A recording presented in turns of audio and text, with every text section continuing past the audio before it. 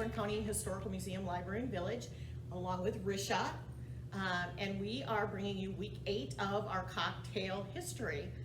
We're doing it a little different this time. It's not going to focus so much on Freeborn County history as it will on some holiday history and traditions, I guess, is where we're heading. And so, not sure what everybody likes to imbibe in for the holidays, and we've got 2 weeks coming up where we will not be doing our cocktail history. We thought we'd give you 4 sparkling wine beverages that you can use Christmas, New Year's, whatever you're celebrating in the next 2 weeks. Yeah, for a happy holiday time. Yeah. So should we mix and then? Yeah. All right. So we're gonna start, the first one we're going to do is called a Grand Mimosa. And that takes our Grand Marnier, sparkling wine, orange juice, and we'll top it off with a fresh slice of orange. So it is, we're gonna do 1 ounce of Grand Marnier. Yeah, that one pops. I'm afraid to break something. Well, I don't think you could break that unless you dropped it. So we're gonna do 1 of the Grand Marnier, and we are going to do about half our glass with the OJ. We're gonna shake that up. Oh, did you? No, you got it. I did, it went all over me. We're gonna shake, what would it be It if was we my didn't, turn. if we didn't have a faux pas or 2? Okay, About half, glass. Okay. right about there. And then we're gonna top it off with the sparkling, I like the La Marca Prosecco. It's not, Really nice. not too sweet, it's not too brutish. Just kind of a nice mellow Prosecco. Not too bad. Right there. And then we're gonna drop a little orange slice in there. In or on the rim? In. Look, it drops right in. And that is how you make a Grand Mimosa. That orange liqueur probably gives it a little extra orange. Yeah. So It's that's pretty, too. probably really good with like a, okay, so I'm gonna talk family tradition here for a Okay. minute. Since I was a kid, as long as I can remember, we did seafood. Now, with my folks, usually it got mixed in with a little lutefisk. Not a fan. Fish. Not a fan. So we don't do that, although my children did have one Christmas where they did have to try lutefisk. But we have traditionally done crab and lobster. And with the leftover crab, because I always make sure I have a clump left, the next morning then we take the Red Lobster seafood biscuit, cheddar biscuits that I make, and toast those a little bit and make eggs Benedict. And we pile the biscuit with the crab, with Oh. the egg, with the hollandaise. You That throw a little sounds spinach in there if you want. Really It's good. that right there, the Grand Mimosa, perfect with would be it. perfect. Wow. That'd make a really nice holiday breakfast. Uh-huh. Yeah, might be doing that this year. So our second beverage is called the French Mimosa. And that one is Chambord, which is an ounce of Chambord. Yeah, I kept calling it, what did I say, Chambord? That's not right. Chambord. Especially if it's French then too. Yeah. And Chambord is a raspberry liqueur. Oh my gosh. Okay, you're Hold making me this funny. a little nervous there. We've already had our one mishap. And so that's the French. Oh, my glass, oh no. Oh, that's not very cherry colored though. And then Dark. we top that off with the, Oh, is that it? top that off, yep. And then we plop a raspberry in, and we've got these, I'm gonna use my fingers. I did Giant. wash, but we've got these huge raspberries. They were from Hy-Vee? And so that right there is the French Mimosa. They're really fruity. Also a nice brunch or lunch drink. I first had that out in Palm Springs, California. Very, not really though, is it? Oh, Not really well, no, fancy. it's just, Yeah. no. Then we also have the Saint Germain Champagne Cocktail. And Saint Germain is an elderflower liqueur Cheers here in town has it. Mm. Not sure if anybody else does, but, One? so it's, yes, half an ounce. Half an ounce of the elderflower.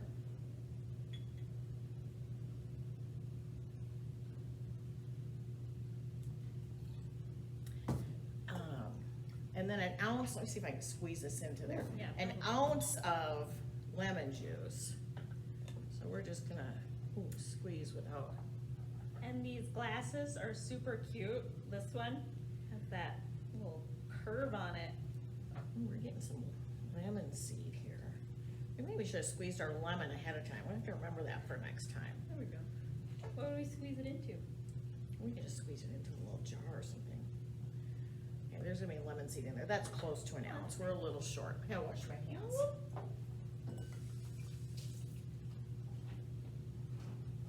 All this fruit, it reminds me how I always have an apple at Christmas. I always get an apple in like the sack of candy Yeah. when I was a kid at Right, church. right. Yeah. We used to have Santa come into town. That also gets a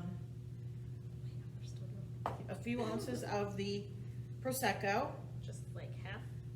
Probably use the rest of that in there. Oh, I think we're gonna use a little bit more. That wasn't quite. Maybe top off a little bit more. Should be 3 to 4 ounces of Prosecco. That's probably good. And to finish that one, Oh, yeah, this one's fun. you use a rock candy swizzle stick, which we sell these at our museum store, would be great stocking stuffers. And Swizzle it? you swizzle it. And Ooh, that it's is- getting the color too. That is the St. Germain Champagne Cocktail. Sizzling. Our final one is an Ernest Hemingway favorite. And this is Ernest 1935 recipe. So we're gonna take 1 jigger of absinthe, which is an ounce. Oh, that was a good pop. We should, I'm gonna rinse that. Yeah, It's because got it's got all the lemon in it. other stuff. We probably should have rinsed between our. So, yeah, so 1 shot of that. I'm gonna fill my little glass there. The little glass that Rish is pouring into was my grandmother's, and they came, my family immigrated from Norway, and these glasses came over with them from Norway. And then you add the champagne. Ah, yes. How much? I would say you wanna fill that little glass. There you go. Ernest said, pour 1 jigger absinthe into a champagne glass, add iced champagne until it attains the proper opalescent milkiness. Oh yeah, that looks milky. It's got the opalescence. It's colorful. He also recommended that drinking 3 to 5 of these a day. Hence the name, Death in the Afternoon. So, anyway, Goodness. that's our, I guess our little holiday recipe mix for you to try a variety of different, Colorful. colorful. Well, see, now it looks like you could have this on a table in How the Grinch Stole Christmas. Oh, you could. Like that would fit. Would make a nice little, New Year's Eve setting too, if you just serve those 4 beverages and let people, yeah, One, yeah. be fun. Mhm. Not that anybody's doing a New Year's Eve party this year, but maybe 2021. Seems strange to say. Yeah. So the wine glass that came from Norway, rarely did that come out of the cabinet, except I can remember when my Uncle Bud would visit. And my Uncle Bud would visit, he always brought cold duck, which is a wine. Oh. Doesn't taste good. It's not the greatest, but I shouldn't say we, my mother would get out the little wine glasses then, and that's when we would use those. Otherwise, they rarely get used, so it's a little hard for me to put it in a bubble wrap and bring it in here. Don't want it to break. No, No, although I do have about 15 of them, but. I have an Uncle Bud too. Do you? Uncle Buddy actually is what we Yeah. called him. Yeah. Easily a favorite uncle. nice. Yeah. Like Buddy the Elf. Yeah, well, he wasn't silly like Buddy though. No. You know, he was a serious man. Although he took on, he was very kind. He took on some of my grandfathers. Both sets of my grandparents were Norwegian, except my maternal grandmother was half Dane. But my maternal grandfather was full Norwegian, and my Uncle Buddy, his son, took a lot of, they were very similar. Had a lot of the same characteristics. So the two of them always called us Fisahanas. What's that mean? Well, I was told as I got older, we always thought it was an endearment, term of endearment. It actually meant little, Oh, sure. yeah, the Fisahana, or honey. Uh-huh. Yeah. Anyway, Wow. that's down the whole other rabbit hole, guys. So Risha brought a little Yeah. bowl of treats for We us. have a whole bunch of little ornaments here, and most of them are kind of like this, where they have this hole in the middle. Like, here's a pretty good one that, I don't know if you can see very well, but it's got these colors inside of the reflector. And these were very common in the Victorian time period, where, oh, I'm sorry. I was looking for the bigger The one. big I'm one. sorry. Yeah. They would put these on their trees, and they were called witches' eyes, or reflectors, because of that big circle in the middle that goes in, and a lot of times they painted it. These are older, and some of them have lost a lot of their paint, but inside they called it a witch's eye, because when a witch passed by and would try to like cast a spell on you or something, they would get confused or distracted by the reflection coming out, and it would like daze them, and so then they wouldn't cast a spell on you. Interesting. Yeah. So it was a little protection that people decided to have. Christmas ornaments themselves also became big during the Victorian time period. A lot earlier, they were born, I guess, in Germany, but they didn't really become popular until Queen Victoria and King Alfred decided to put them on their tree and have a picture of it, and so people could see it, and then that's what popularized ornaments. Interesting. Yeah. We do have a really nice selection of Older. the older vintage historic ornaments. Here's a little bell too. Oh, it Nice. rings. I didn't realize that rang. Yeah. Pull out the walnut one. This painted walnut here. And I don't know if you can see, it's actually got a little glitter Oh, to it. sparkles, yeah. It's a little handmade. Yeah. Yeah, it's really fun, and like ornaments all had different kind of symbolisms to them. So, like the fruit and the nuts would have been for the harvest. Sure. And then there was a star, of course, was for the Star of Bethlehem. Let me see, I have a little list over here. Birds represented biblical messengers. Oh, interesting. I have birds on my Christmas tree. Oh, yeah, they're sweet. I love cardinals. That was something my grandma would always give something like cardinal related at Christmas time. I got one of those little like cardinal whistles one fun. time, or I would get an ornament that was a cardinal. So that was a little Christmas tradition that she would do. And then the other one I had was the reflectors. And there's also, I guess, fish shape was an early Christian symbol too. That makes sense. Yeah. That's that fish shape kind of revived again a few years, well, no more than about 20 years ago. Sure. That I can remember all of a sudden you'd see the little thing that would stick to people's cars. Bumper All of a stickers, sudden that yeah. was kind of a thing again. Yeah, and this last really kind of Dr. Seussy looking one. I love this. It's a tree topper. And this is homemade. We don't have the story on who made it, but it's in our collection here. And tree toppers were originally baby Jesus. Oh. Baby Jesus was the original tree topper. Did it then go to angels? Then it went to angels and Okay. stars. Yep. Okay. Yeah. And then now people have all sorts of things as toppers. Yes, I like that. I have a It's tree at so home that fun. would be really pretty on.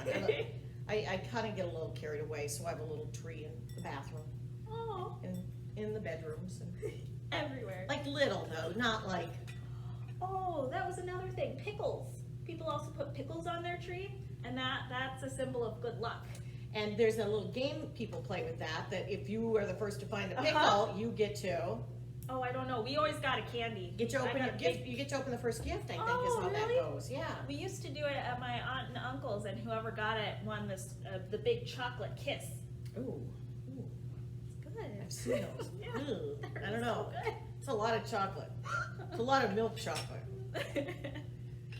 Trying to think, what other traditions did your family do?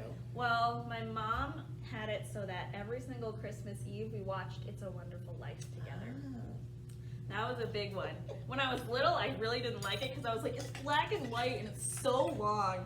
And now I have to watch it. I love that movie so much. It's not a favorite of mine, but I do like what's the little girl's name?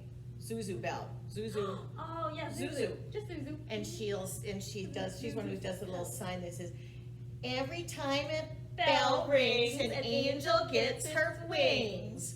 Yes, and Clarence was awfully good Clarence at is that too. so funny. I And do. then Zuzu's petals. That's what Zuzu's petals. Taste it, That's what it was. Daddy. Yeah. Yeah. She was cute. That one, we have two movies that my kids, who are now in their 30s, grew up watching every Christmas Eve. It was Christmas Vacation with Chevy Chase, which is still a favorite of mine, and The Ref with Dennis Oh, I remember you Dennis saying Leary, that. Yeah. which it's a Christmas movie, but it's like a dark comedy, but it's actually a pretty funny one. Those were the two. Now with Pete and I, there is a channel that has Christmas Story on for 24 Oh, hours, and that yeah. does come on almost for 24 hours. I still need to watch that. That one's pretty cute I too. really need to watch that. There's a scene with him, the little brother in a snowsuit, and his snowsuit is on so thick, and he's got so many layers he can't put his arms down. It's actually really cute. That's cute. Yeah, so we do that. Do you open gifts on Christmas Eve or Christmas Day?